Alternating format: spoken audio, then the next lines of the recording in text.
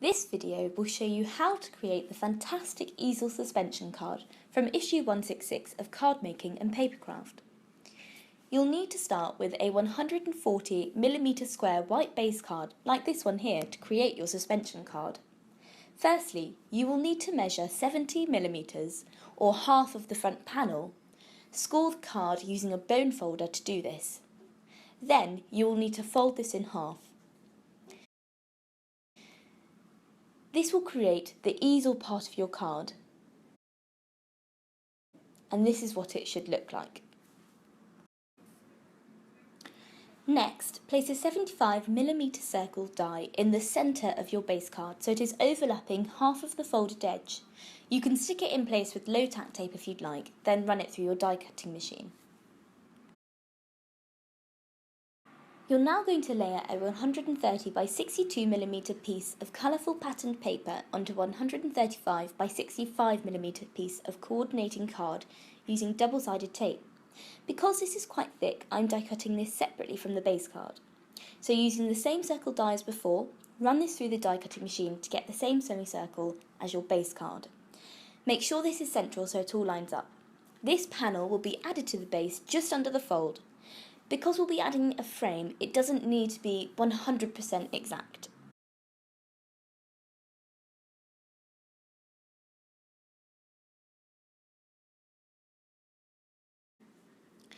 So now we're going to make the frame. Make sure that you've got a double layer of card for this step. Using the same circle die as before and another that is slightly larger, layer these onto the card like so and run them through the die cutting machine. Now you should have two identical frames to create the aperture with. Next, attach one of the frames to the base card. Make sure to line it up carefully with the semicircle and remember to only glue the bottom half of the circle as the top half should remain freestanding to create the aperture. You will need to let this dry for a little bit just so that it is securely in place. As you can see now, the suspension card is really starting to take form. Next, we'll need to attach the ribbon. As you can see, we've used double-sided tape to secure the ribbon vertically in the centre to the top and bottom, but you could also use glue if you prefer. Be sure to use extra strong double-sided tape to hold this in place. It's a good idea to add another piece of tape or some glue on top, just to make sure the ribbon is extra secure at this point. You will need to add glue to the first frame like so, and add the second identical frame on top. Press firmly to secure it in place. Again, you may need to leave this to dry for a little bit.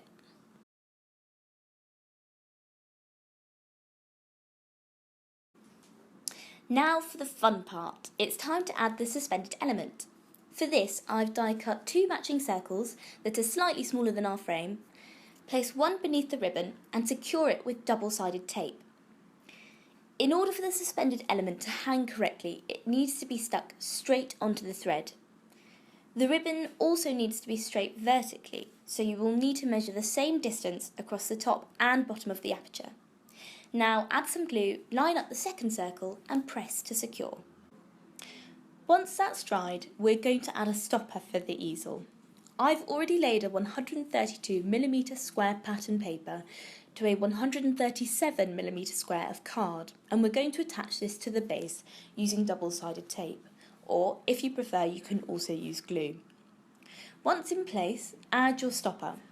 Your stopper can be different sizes based on how you'd like to decorate it. I've measured a 120 by 50mm piece of card and placed sticky fixes on the bottom. Add it to the base centrally.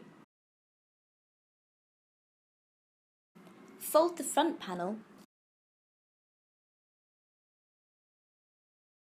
and there we go. Congratulations! You've just made an easel suspension card. Now it's time to decorate it as you choose.